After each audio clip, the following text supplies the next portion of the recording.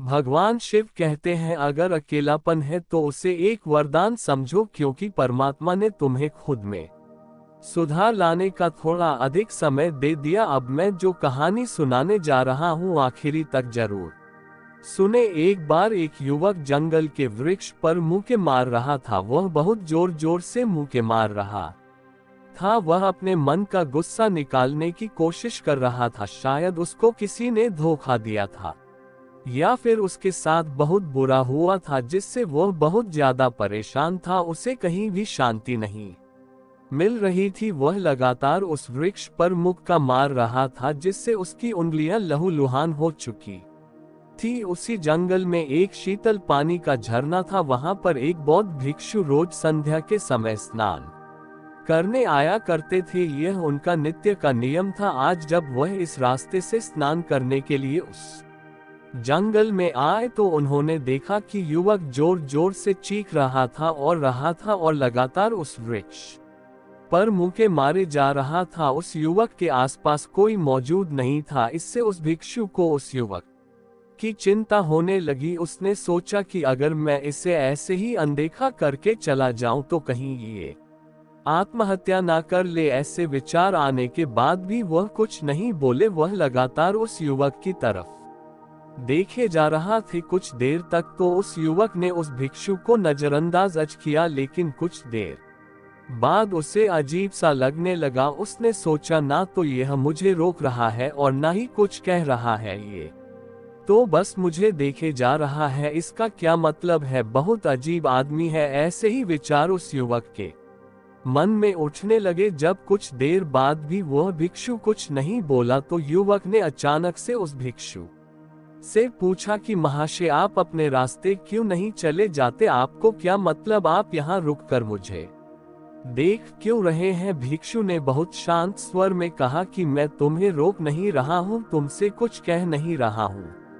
तो मुझसे तुम्हें क्या परेशानी है? मेरी तरह ही यह वृक्ष, पौधे और पक्षी, यह सब तुम्हें तो देख ही रहे हैं। जब इनसे तुम्हें कोई परेशानी नहीं है तो मुझसे क्यों परेशानी है? ये सुनकर और युवक जोर से चीखकर बोला, मुझे सबसे परेशानी है। मैं सबसे नफरत करता हूँ। यहाँ पर सब धोखेबाज गद्दार लोग रहते हैं, कोई किसी का नहीं होता इस दुनिया में। इस तरह बोलते बोलते वह फूट फूट कर रोने लगा और रोए जा रहा था और भिक्षु उसे देखे जा रहा था। वह भिक्षु उसे चुप कराने की कोशिश भी नहीं कर रहा था। ये बात तो उस युवक को और ज्यादा अजीब लगी। अब रोना बंद करके उस युवक ने सीधे होकर उस भिक्षु से कहा, आप बहुत अजीब आदमी हैं। आपके सामने कोई इंसान रो रहा और आप उसे चुप भी नहीं करा सकते। आपके मन में बिल्कुल भी संवेदना नहीं है। बहुत अजीब और कठोर हृदय वाले साधु हैं आप को अपने साधु होने पर खेद होना चाहिए। और ऐसे ही ना जाने क्या क्या जली कटी बातें वह युवक उस भिक्षु को सुनाने लगा। कुछ देर बाद जब युवक का गुस्सा निकल चुका तब भिक्षु ने बहुत ही शांत स्वर में कहा कि आज मैं तुम्हें कंधा दे सकता हूँ, तुम्हारे आंसू भी पहुँच सकता हूँ, लेकिन इससे तुम्हारी समस्या का समाधान नहीं होगा। कुछ देर के लिए तुम्हारा मन शांत हो जाएगा, उसके बाद फिर वही जिंदगी, वही लोग जो तुम्हें आज कंधा देने के लिए भी तुम्हारे पास नहीं है, फिर से तुम उसी जिंदगी में लौट जाओगे। कोई तुम्हें धोखा देगा, कोई तुम्हारा फायदा उठाए और तुम अपने मन को ऐसे ही तकलीफ पहुंचाते रहोगे। तो आंसू पोंछने की बजाय तुम्हें मुझसे कुछ ज्ञान की बातें जान लेना चाहिए, जिससे तुम्हें जीवन में कोई भी धोखा ना दे सके, तुम्हारी अच्छाई का कोई भी फायदा ना उठा सके। याद रखना, आंसू पोंछने वाले तो तुम्हें बहुत मिल जाएंगे, लेकिन ध्यान और सही समझ देने वाला कभी कभी कोई इंसान मिलता है। भिक्षु ने उसे बताया कि मैं पास ही के झरने में स्नान करने के लिए जा रहा हूँ। बहुत ही शीतल पानी है वहाँ का। अगर तुम चाहो तो तुम भी मेरे साथ चल सकते हो। यहाँ पर अकेले परेशान होने से अच्छा है कि तुम झरने के शीतल पानी में स्नान करो, जिससे तुम्हारा दिमाग, मन, मस्तिष्क और तुम्हारा शरीर सब कुछ पवित्र हो जाएगा। ये सुनकर वह युवक उस भिक्षु के पीछे पीछे हो लिया। जंगल के बीचों बीच रास्ता झरने की तरफ जाता था। जंगल में सन्नाटा छाया हुआ था। उनके पैरों तले सूखे पत्तों की चरमरा की आवाज पूरे जंगल में गूंज रही थी। आज पूर्णिमा की रात थी और आसमान में चांद अपनी उजली रोशनी उस जंगल में फेंक रहा था। उस रोशनी में दोनों उस झरने की तरफ चले जा रहे थे। रास्ते में चलते चलते उस युवक ने उस भिक्षु से कहा कि महात्मा, आपकी जिंदगी मस्त है, आपको किसी चीज की कोई परेशानी नहीं है। आपको पता है कि दुनिया में कैसे कैसे लोग रहते हैं, कितने धोखेबाज, कितने मक्कार, और सबसे महत्वपूर्ण बात, अपने लोग ही धोखा देते हैं जिनसे हम प्रेम करते हैं, जिनको हम अपना मानते हैं। जब उन्हीं से धोखा मिलता है तो कैसा महसूस होता है। कभी कभी तो लगता है कि भोले और दयालु लोगों के लिए ये दुनिया नहीं बनी है, ये धोखेबाज के लिए है, मक्कार के लिए है। वही यहाँ पर फलते फूलते हैं, वही आनंद से जीते हैं। और हमारे जैसे लोग जो दूसरों की सहायता करते हैं, दूसरों को अपना मानते हैं, वह हमेशा जीवन भर दुख में रहते हैं। यही जीवन की सत्यता है और यही संसार है जिसमें हमें रोज घुट घुट कर मरना होता है। गुरुदेव, आपने सही किया, ऐसी जिंदगी को त्याग दिया, पीछे रहने दिया। अब बस अपने में मस्त, किसी से कोई परेशानी नहीं है, किसी की कोई चिंता नहीं। मैं भी सोचता हूँ कि मैं भी संन्यास ले लूं। ये सुनकर उस भिक्षु ने कहा कि तुम्हें क्या लगता है, सन्यासी जीवन बहुत आसान होता है? भिक्षु ने बहुत शांत स्वर में कहा कि तुम्हें तो 2 वक्त की रोटी तो शांति से मिल जाती है, हमें तो कभी कभी वह भी नसीब नहीं होती। अगर भिक्षा मिल जाती है तो हम खा लेते हैं, वरना हमें तो भूखा ही सोना पड़ी देता है। यही हमारा सन्यासी जीवन है, हमें हमेशा नीचे सोना रहता है, सिर्फ एक लंगोट में रहना होता है, चाहे कैसा भी मौसम क्यों ना हो। तो ये सब तुम्हें आसान लगता है तो तुम भी सन्यासी बन जाओ। युवक ने कहा कि आप कहते तो ठीक ही, संघर्ष तो दोनों तरफ है, सांसारिक जीवन में भी और सन्यासी जीवन में भी। वैसे सांसारिक जीवन भी अच्छा है, लेकिन तब तक जब तक घर परिवार में सुख शांति बनी रहे, धोखा ना मिले, हमारे लोग हमारा फायदा ना उठाए, हमसे झूठ ना बोले, हमें धोखा ना दे, तब तो जीवन जीने का आनंद होता, वरना जीवन नर्क हो जाता है। भिक्षु ने कहा, संन्यास अपने मन से लिया जाता है। जब हमारा मन कहता है कि हमें संन्यास के मार्ग पर सफलता हासिल कर है आगे जाना है, तो ही सन्यासी जीवन सफल हो पाता है। लेकिन तुम अपने घर से परेशान होकर, दूसरे लोगों से परेशान होकर सन्यासी बनना चाहते हो तो तुम्हारा सन्यासी जीवन भी कभी सफल नहीं होगा। इससे अच्छा तो तुम सांसारिक जीवन में अगर कुछ तरीके, कुछ नियम अपना हो तो दूसरे लोग तुम्हें धोखा नहीं दे पाएंगे। सबसे पहले तो यह समझो कि धोखा उन्हें ही मिलता है जो भावनात्मक रूप से कमजोर होते हैं,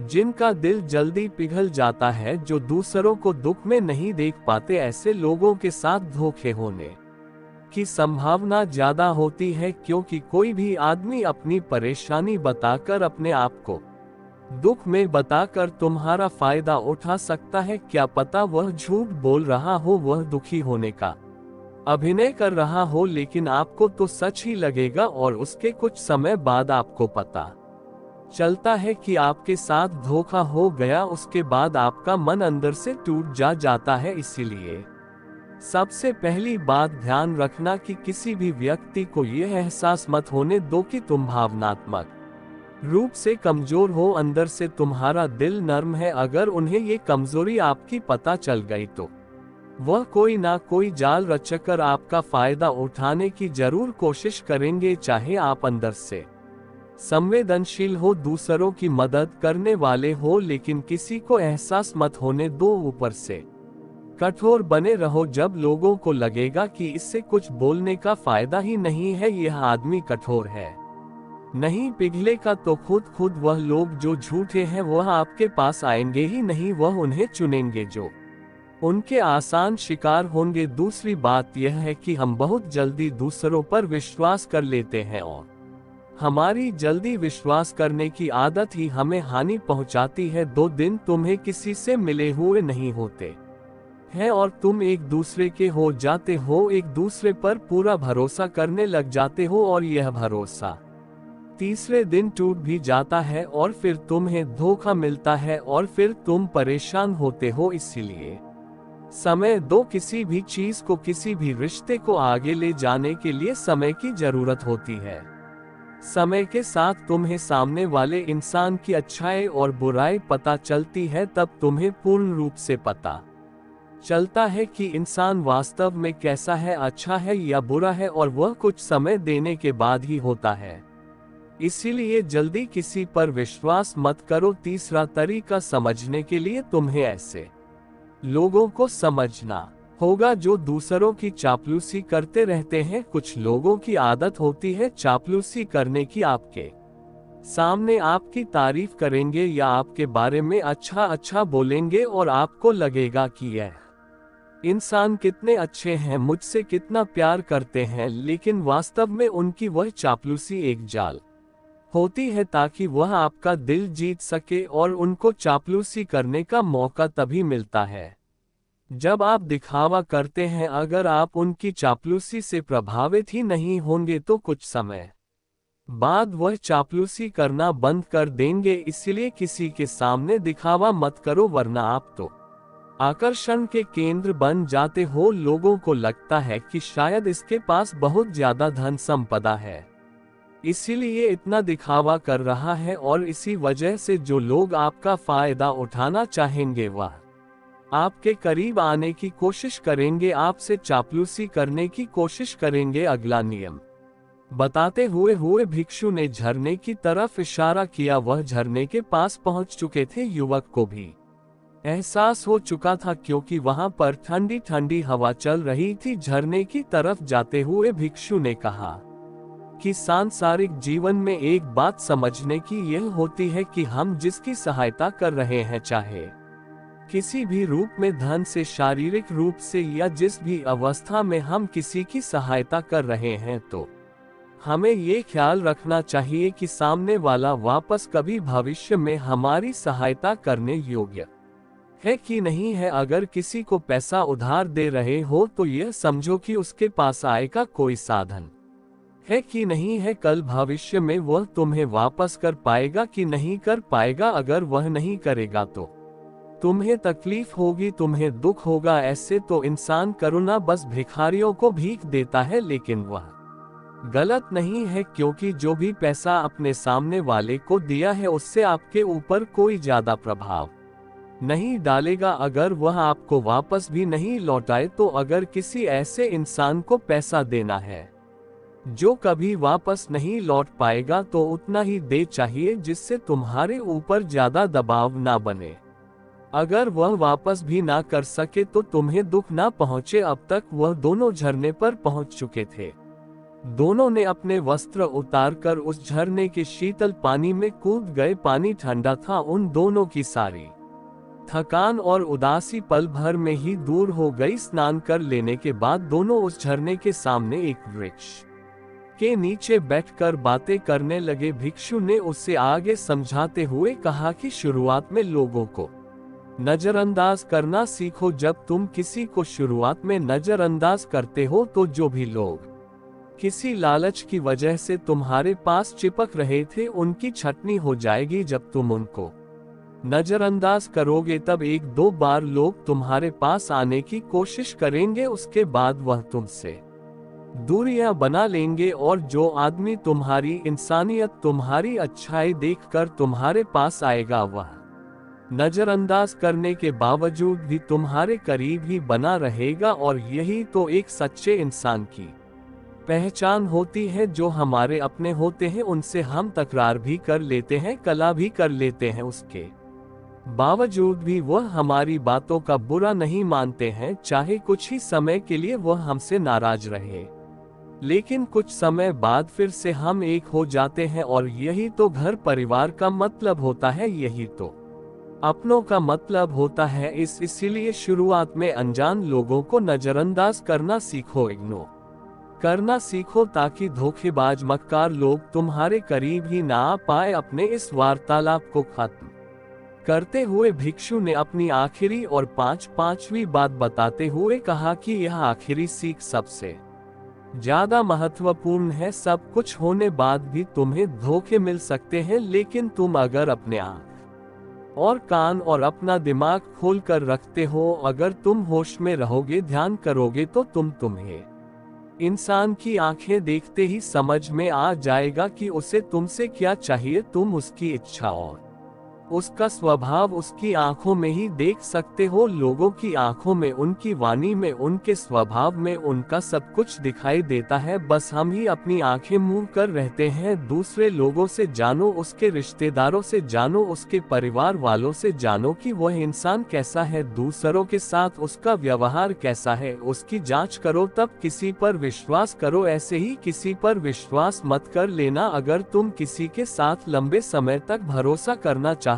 हो, किसी के साथ कोई संबंध बनाना चाहते हो और कोई दोस्ती करना चाहते हो या किसी की मदद करना चाहते हो, तो इन सभी परिस्थितियों के बारे में तुम्हें जरूर पता होना चाहिए कि दूसरे लोग उस इंसान के बारे में क्या सोच रखते हैं। इसके बाद तुम जीवन में कभी भी धोखा नहीं खाओगे और तुम्हें कभी भी धोखे की वजह से पछताना नहीं होगा। इसी तरह की बातें करते हुए भिक्षु और वह युवक दोनों जंगल से बाहर आ गए और अपने अपने घर को चले गए। भीड़ भाड़ से अलग होकर जब भी कोई इंसान अपने साथ अकेले में समय बिताता है, तभी उसके दिमाग में नाना प्रकार की चिंताएं जन्म लेने लगती हैं। मनुष्य की प्रवृत्ति ही ऐसी है कि वह ज्यादातर समय नकारात्मक ही सोचता है। अपने लक्ष्य को कैसे प्राप्त किया जाए, ये सोचने की जगह है वह ये सोचता है कि अगर लक्ष्य पूरा नहीं हुआ तो मैं क्या करूंगा, और इस प्रकार की नकारात्मक विचारधारा के कारण जीवन प्रांत डर डर कर जीता रहता है। अगर पूरी बुद्धिमानी और सजगता के साथ इस डर को समझाना जाए तो यही डर इंसान के पतन का कारण बनता है। ऐसा मनुष्य जो खुद पर संदेह करता है, खुद पर संदेह करता है, भला वह कैसे सफल हो सकता है। लेकिन बुद्धिमानी से अगर इस डर का उपयोग किया जाए तो यही डर उसकी सबसे बड़ी ताकत बन सकता है। काश केवल एक बार उसने खुद पर विश्वास किया होता तो उसे मालूम होता है कि उसके डर में ही उसकी ताकत का रहस्य छुपा हुआ है। ये कहकर सन्यासी चुप हो गया और चुपचाप अपने कदमों पर ध्यान लगाते हुए जंगली घास पर से आगे बढ़ने लगा। संध्या का समय था। सन्यासी और एक लकड़हारा जंगल में से होकर गांव की तरफ निकल रहे थे। सन्यासी के ये शब्द लकड़हारे को कुछ समझ में नहीं आए। वह सोच रहा था कि डर में ताकत कैसे हो सकती है। डर तो आदमी को कमजोर बनाता है। अपने मन की सुखता को जब वह काबू नहीं कर सका तो उसने सन्यासी से पूछा कि महात्मा ना, आप ये क्या कह रहे हैं कि डर में ताकत होती है? डर तो आदमी को कमजोर बनाता है, उसे तो अपना डर दूर करना चाहिए। करारा अपनी बात पूरी कर पाता उससे पहले ही उसे एक शेर की दहाड़ सुनाई दी। शेर की गर्जन सुनकर लकड़हारे का रोम रोम कांप गया, उसके कान खड़े हो गए। जंगल से आती एक आहट उसे साफ सुनाई दे रही थी। उसके कदम वहीं पर जम गए थे, वो भी नहीं पा रहा था। उसे पता था कि थोड़ी सी हरकत उसकी जान जोखिम में डाल सकती है। उसका दिल तो तेजी के साथ धड़क रहा था, लेकिन फिर भी वह अपनी सांसों पर काबू पाने का प्रयास कर रहा था। कुछ देर बाद जब खतरा टल गया तब सन्यासी ने कहना शुरू किया। सन्यासी ने कहा कि अभी जब तुम डरे हुए थे तो तुम्हारे शरीर का रोम रोम जाग गया था। जंगल से आ रही छोटी से छोटी आहट पर भी तुम्हारा ध्यान लगा हुआ था। तो इस प्रकार अपने मन के डर के कारण तुम होश में आ पाए, तुम पूरा ध्यान लगा पाए। इससे पहले जब तक तुम्हें शेर की दहाड़ सुनाई नहीं दी थी तब तक तुम अपने विचारों में खोए हुए थे, लेकिन जैसे ही तुम्हें शेर की दहाड़ सुनाई दी वैसे ही तुम्हारे सारे विचार गायब होकर हम वर्तमान में उपस्थित हो गए थे। यदि तुम्हें अभी शेर से बचकर भागना होता या फिर उससे लड़ना होता तो तुम्हें अपने शरीर की वह क्षमता देखने को मिलती जो आज तक जीवन में तुमने खुद भी महसूस नहीं की होगी। जब कोई कुत्ता तुम्हारे पीछे दौड़ता है उस समय तुम्हारी जो रफ्तार होती है वह तुम्हारी आम जिंदगी से कहीं ज्यादा होती है। साधारण जीवन में तुम इतने तेज नहीं दौड़ पाओगे जितना कि एक कुत्ते के सामने दौड़ पाओगे। ये ताकत या कहे कि हमारे शरीर की क्षमता अब भी देखने को मिलती है जब हमारा मन डर में होता है। किसी डरावनी परिस्थिति में हमारा मस्तिष्क और हमारा शरीर अपने उच्च उत्तम श्रेणी में काम करता है। जो काम तुम आम जिंदगी में नहीं कर पाते वह तुम्हें डरा कर कराया जा सकता है। जहाँ पर भी तुम्हें डर का एहसास होता है वहीं पर तुम्हारी इंद्रियां पूर्ण रूप से सक्रिय हो जाती है। तुम्हारे कानों की सुनने की क्षमता तेज हो जाती है, दृष्टि एकटक हो जाती है, पूरी सजग हो जाती है, सक्रियता बढ़ जाती है और जैसे जैसे वह डर खत्म होता है वैसे वैसे तुम सुप्त अवस्था में चले जाते हो, तुम सो जाते हो और तुम्हारे इंद्रिय फिर से आराम की स्थिति में चली जाती है। सन्यासी ने लकड़हारे से कहना जारी रखा कि परीक्षा से एक दिन पहले जो याद करने की तुम्हारी गति होती है वह साधारण याद करने की क्षमता से कहीं तेज होती है। सिर्फ एक बार याद किया हुआ तुम्हें परीक्षा के समय याद रह जाता है और तुम जानते हो कि यह सब परीक्षा के डर से ही होता है। इसीलिए डर को दूर करने की जगह इंसान को ये सोचना चाहिए कि वह अपने डर को ताकत कैसे बना सकता है। जिस प्रकार सुख और दुख,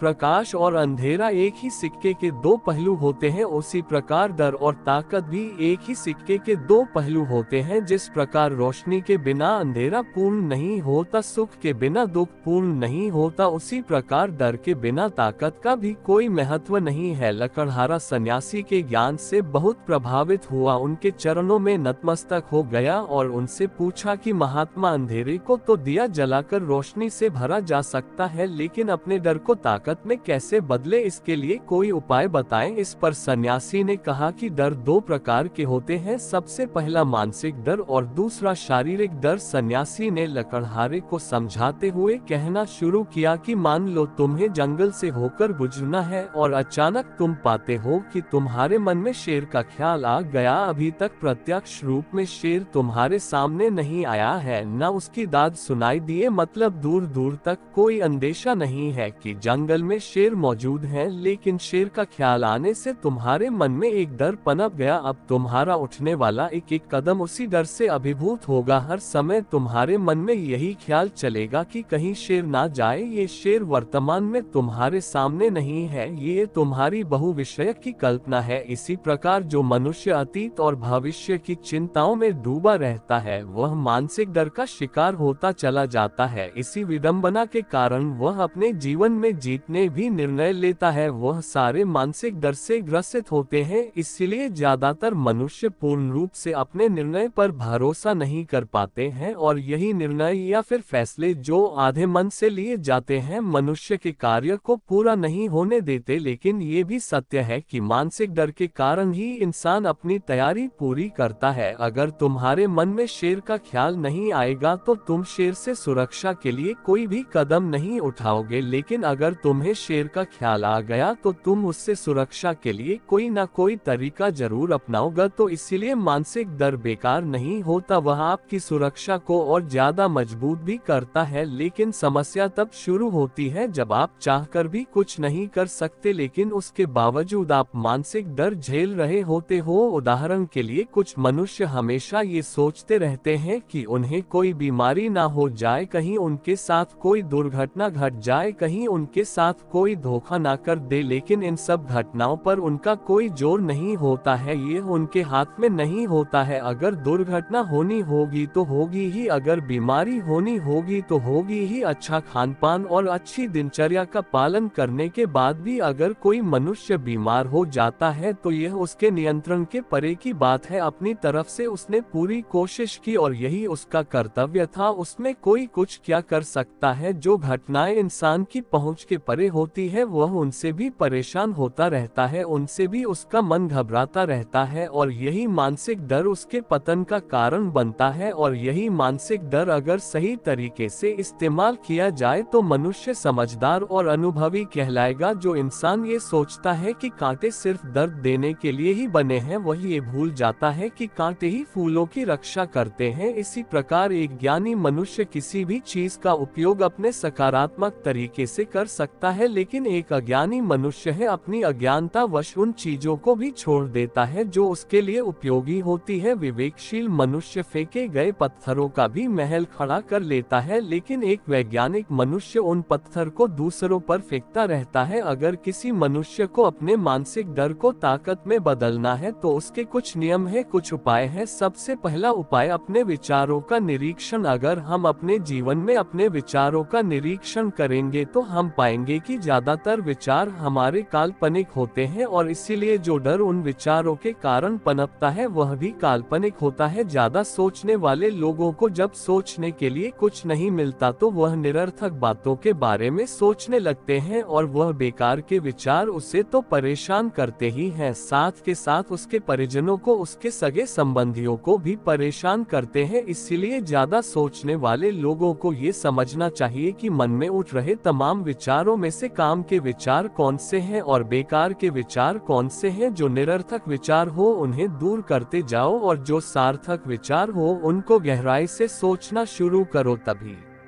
तुम्हारी समस्याओं के, तुम्हारी उलझनों के उपाय निकलेंगे। मानसिक डर को दूर करने का दूसरा उपाय है उसका सामना करना। इसका मतलब यह नहीं है कि तुम शेर के सामने जाकर खड़े हो जाओ, बल्कि इसका मतलब यह है कि पूर्ण सुरक्षा के साथ तुम जंगल में जा रहे हो। यदि जंगल में जाना बहुत आवश्यक है तो तुम शेर के डर से अपने घर पर नहीं बैठ सकते हो। इसी प्रकार मनुष्य के जीवन में बहुत सारे डर होते हैं, जैसे कि परीक्षा का डर, लक्ष्य ना पाने का डर, झूठ बोलने का डर, सच के पता लग जाने का डर, अपनों को खो देने का डर, दुर्घटना हो जाने का डर। लेकिन जैसे जैसे समय के साथ इन डरों का सामना किया जाता है वैसे वैसे ये डर जीवन से दूर होते चले जाते हैं। अगर तुम इनसे बचने का प्रयास करते हो तो ये जीवन भर तुम्हें सताते रहेंगे। ये तभी दूर हो सकते हैं जब तुम इनका सामना करो। कुछ लोगों को तो दूसरों के सामने खुलकर बात करने में भी डर लगता है। ऐसे लोगों को अनजान लोगों से बात करनी चाहिए। जितना ही वह लोगों से बात करेंगे उतना ही उनके मन का डर दूर होता जाएगा। मानसिक डर को ताकत में बदलने का तीसरा उपाय है अपने डर को स्वीकार करना। बहुत से लोग अपने जीवन में अपने डर को स्वीकार ही नहीं कर पाते। अगर आप उनसे पूछेंगे कि उन्हें किस चीज से डर लगता है तो वह साफ इनकार कर देंगे कि उन्हें किसी चीज से कोई डर नहीं लगता। लेकिन दूसरों की नजरों में ऊंचा उठने के लिए ये झूठ उन्हें बहुत महंगा पड़ता है। अगर वह अपने डर को स्वीकार करना न